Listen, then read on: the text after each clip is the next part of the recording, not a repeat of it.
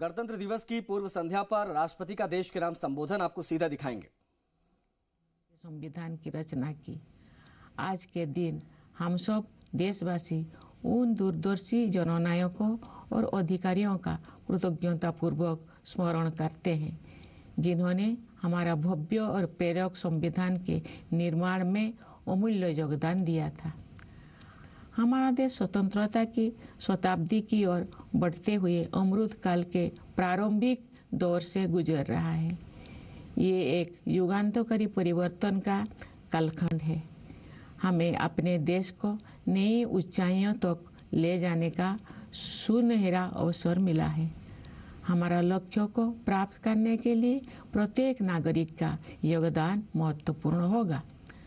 इसके लिए मैं सभी देशवासियों से संविधान में निहित हमारे मूल कर्तव्यों का पालन करने का अनुरोध करूंगी। ये कर्तव्य आज़ादी के 100 वर्ष पूरी होने तक भारत को एक विकसित राष्ट्र बनाने की दिशा में प्रत्येक नागरिक के आवश्यक दायित्व है। इस संदर्भ में मुझे महात्मा गांधी का स्मरण होता है।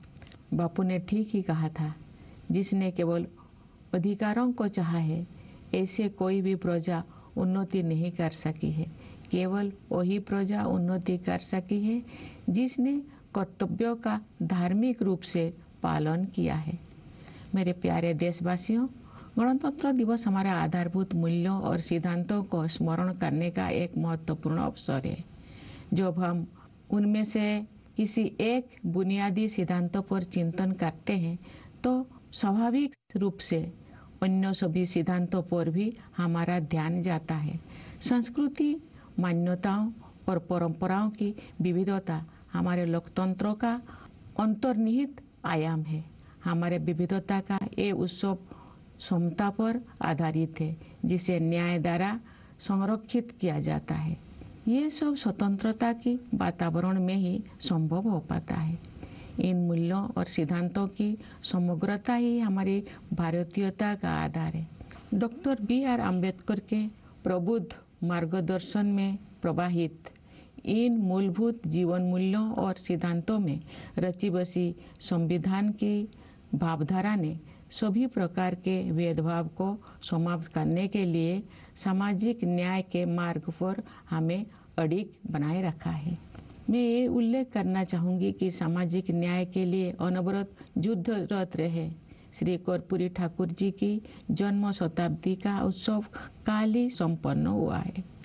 कर्पूरी जी पिछड़े वर्गों के सबसे महान पक्षकारों में से एक थे, जिन्होंने अपना सारा जीवन उनके कल्याण के लिए समर्पित कर दिया था। उनका जीवन एक संदेश था। अपने योगदान से सार्वजनिक जीवन को समृद्ध बनाने के लिए मैं कर्पूरी जी को अपनी श्रद्धांजलि अर्पित करती हूँ। हमारे गणतंत्र की मूल भावना से एकजुट होकर 140 करोड़ से अधिक भारतवासी एक कुटुंब के रूप में रहते हैं। दुनिया के सबसे बड़े इस कुटुंब के लिए सह अस्तित्व की भावना भूगोल द्वारा थोपा गया बोझ नहीं है, बल्कि सामूहिक उल्लास का सहज स्रोत है, जो हमारे गणतंत्र दिवस के उत्सव में अभिव्यक्त होता है। इस सप्ताह के आरंभ में हम सबने अयोध्या में प्रभु श्री राम के जन्म स्थान पर निर्मित भव्य मंदिर में स्थापित मूर्ति की प्राण प्रतिष्ठा का ऐतिहासिक समारोह देखा। भविष्य में जब इस घटना को व्यापक परिप्रेक्ष्य में देखा जाएगा, तब इतिहासकार भारत द्वारा अपने सभ्यतागत विरासत की निरंतर खोज में युगांतकारी आयोजन के रूप में इसका विवेचन करेंगे। उचित न्यायिक प्रक्रिया और देश के उच्चतम न्यायालय के निर्णय के बाद मंदिर का निर्माण कार्य आरंभ हुआ। अब ये एक भव्य संरचना के रूप में शोभायमान है। ये मंदिर न केवल जन जन की आस्था को व्यक्त करता है, बल्कि न्यायिक प्रक्रिया में हमारे देशवासियों की अगाध आस्था का प्रमाण भी है। प्यारे देशवासियों, हमारे राष्ट्रीय त्योहार ऐसे महत्वपूर्ण अवसर होते हैं जब हम अतीत पर भी दृष्टिपात करते हैं और भविष्य की ओर भी देखते हैं। पिछले गणतंत्र दिवस के बाद के एक वर्ष पर नजर डालें तो हमें बहुत प्रसन्नता होती है। भारत की अध्यक्षता में दिल्ली में G20 शिखर सम्मेलन का सफल आयोजन एक अभूतपूर्व उपलब्धि थी। G20 से जुड़े आयोजनों में जन सामान्यों की भागीदारी विशेष रूप से उल्लेखनीय है। इन आयोजनों में विचारों और सुझावों का प्रभाव ऊपर से नीचे की ओर नहीं बल्कि नीचे से ऊपर की ओर था। उस भव्य आयोजन से ये सीख भी मिली है कि सामान्य नागरिकों को भी ऐसे गहन तथा अंतर्राष्ट्रीय महत्व के मुद्दे में भागीदार बनाया जा सकता है, जिसका प्रभाव अंततः उनके अपने भविष्य पर पड़ता है। G20 शिखर सम्मेलन के माध्यम से ग्लोबल साउथ की आवाज के रूप में भारत के अभ्युदय को भी बढ़ावा मिला, जिससे अंतर्राष्ट्रीय संवाद की प्रक्रिया में एक आवश्यक तत्व का समावेश हुआ।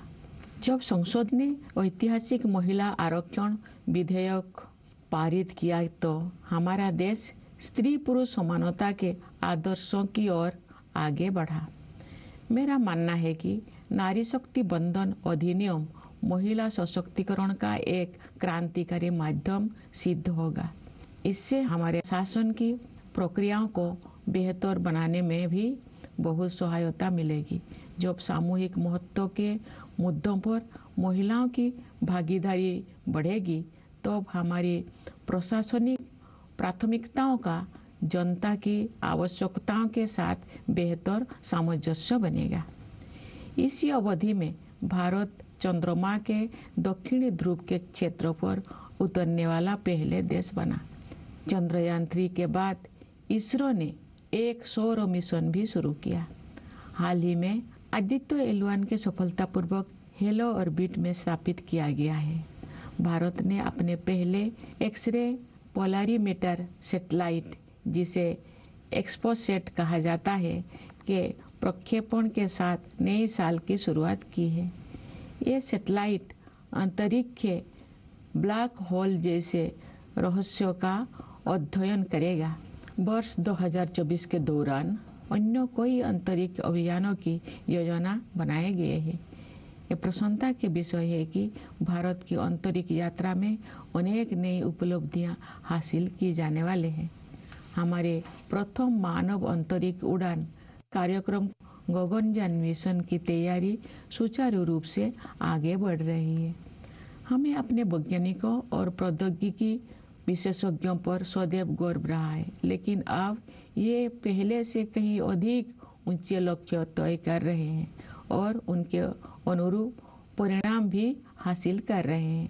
भारत के अंतरिक्ष कार्यक्रम का उद्देश्य संपूर्ण मानवता के कल्याण के लिए विज्ञान और प्रौद्योगिकी की भूमिका को और अधिक विस्तार तथा गहराई प्रदान करना है। इसरो के कार्यक्रम के प्रति देशवासियों में जो उत्साह दिखाई देता है, उससे नई आशाओं का संचार हो रहा है। अंतरिक्ष विज्ञान के क्षेत्र में नई उपलब्धियों ने युवा पीढ़ी की कल्पना शक्ति को नई पंख दिए हैं। मुझे विश्वास है कि हमारे बच्चों और युवाओं में बड़े पैमाने पर विज्ञान के प्रति रुझान बढ़ेगा तथा उनमें वैज्ञानिक दृष्टिकोण विकसित होगा। अंतरिक्ष विज्ञान की इन उपलब्धियों से युवाओं, विशेषकर युवा महिलाओं को ये प्रेरणा मिलेगी कि वे विज्ञान और प्रौद्योगिकी को अपना कार्य क्षेत्र बनाएं। मेरे प्यारे देशवासियों, आज का भारत आत्मविश्वास के साथ आगे बढ़ रहा है। सुदृढ़ और स्वस्थ अर्थव्यवस्था इस आत्मविश्वास का कारण भी है और परिणाम भी। हाल के वर्षों में सकल घरेलू उत्पाद की हमारी वृद्धि दर प्रमुख अर्थव्यवस्थाओं में सबसे अधिक रही है। ठोस आकलन के आधार पर हमें पूरा विश्वास है कि ये असाधारण प्रदर्शन वर्ष 2024 और उसके बाद भी जारी रहेगा। ये बात मुझे विशेष रूप से उल्लेखनीय लगती है कि जिस दूरगामी योजना दृष्टि से अर्थव्यवस्था को गति प्राप्त हुई है, उसी के तहत विकास को हर दृष्टि से समावेशी बनाने के लिए सुविचारित जन कल्याण अभियानों को भी बढ़ावा दिया गया है। महामारी के दिनों में समाज के कमजोर वर्गों को मुफ्त खाद्यान्न उपलब्ध कराने के लिए लागू योजनाओं का दायरा सरकार ने बढ़ा दिया था। बाद में कमजोर वर्गों की आबादी को संकट से उबरने में सहायता प्रदान करने हेतु इन कल्याणकारी योजनाओं को जारी रखा गया। इस पहल को और अधिक विस्तार देते हुए सरकार ने 81 करोड़ से अधिक लोगों को अगले 5 साल तक मुफ्त खाद्यान्न उपलब्ध कराने का निर्णय लिया है। संभवतः इतिहास में ये अपनी तरह का सबसे बड़ा जन कल्याण कार्यक्रम है। साथ ही सभी नागरिकों के जीवन यापन को सुगम बनाने के लिए अनेक समयबद्ध योजनाएं भी कार्यान्वित की जा रही है। घर में सुरक्षित और पर्याप्त पेयजल की उपलब्धता से लेकर अपना घर होने के सुरक्षाजनक अनुभव तक, ये सभी बुनियादी न्यूनतम आवश्यकताएं हैं, न कि विशेष सुविधाएं। ये मुद्दे किसी भी राजनीतिक या आर्थिक विचारधारा से परे है और इन्हें मानवीय दृष्टिकोण से ही देखा जाना चाहिए। सरकार ने केवल जन कल्याण योजनाओं का विस्तार और संवर्धन ही नहीं किया है, अपितु जन कल्याण की अवधारणा को भी नया अर्थ प्रदान किया है।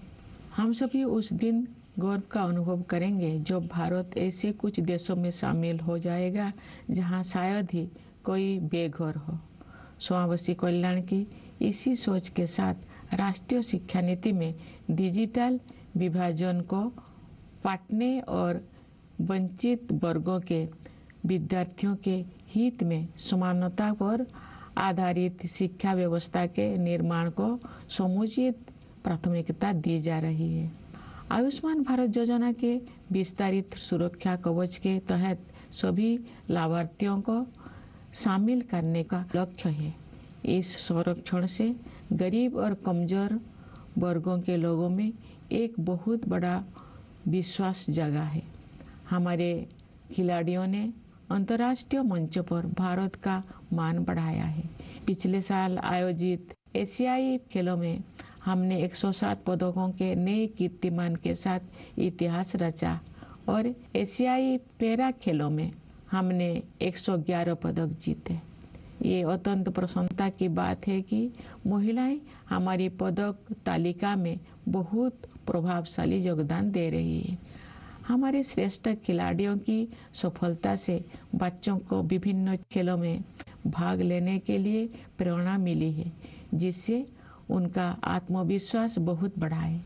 मुझे विश्वास है कि नई आत्मविश्वास से भरपूर हमारे खिलाड़ी आगामी पेरिस ओलंपिक में और भी अच्छा प्रदर्शन करेंगे। प्यारे देशवासियों, हाल के दौर में विश्व में अनेक स्थलों पर लड़ाइयाँ हो रही है और दुनिया के बहुत से हिस्से हिंसा से पीड़ित है। जब दो परस्पर विरोधी पक्षों में से प्रत्येक मानता है कि केवल उसी की बात सही है और दूसरे की बात गलत है, तो ऐसी स्थिति में समाधान परक तर्क के आधार पर ही आगे बढ़ना चाहिए। दुर्भाग्य से तर्क के स्थान पर आपसी भय और पूर्वाग्रह ने भावावेश को बढ़ावा दिया है।